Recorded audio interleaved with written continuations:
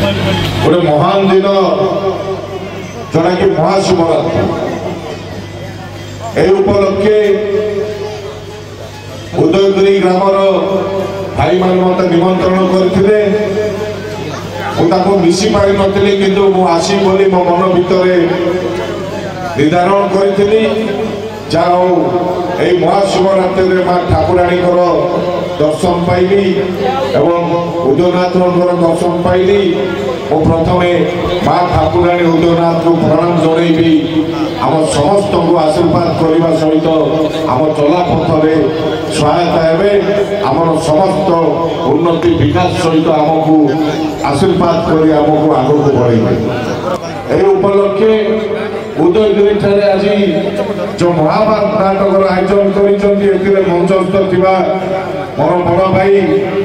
दासती गमान विधायक मोहना एवं स्थानीय सरपंच बाबू चमेश भाई समिति सभ्य भौणी चुनो भौणी एवं बाणिज्य सभार सभापति एवं महाभारत स्थानीय महाभारत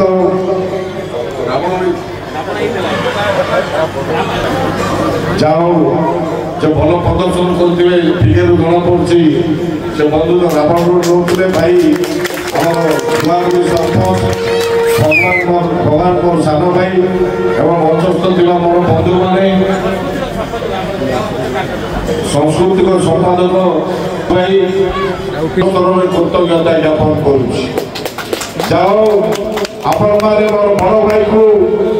द्वितीय थर विधायक आज जो महाशिवरात्रि सारा भारत वर्ष में पालन कर आज दिन आज राति आम उजागर रहा से उपलक्षे लोक उजागर रहा किसी आवश्यकता रही जहाद्वारा आज महाभारत गोटे नाटक आयोजन कर लोक मैंने उजागर रही माँ भौणी मैंने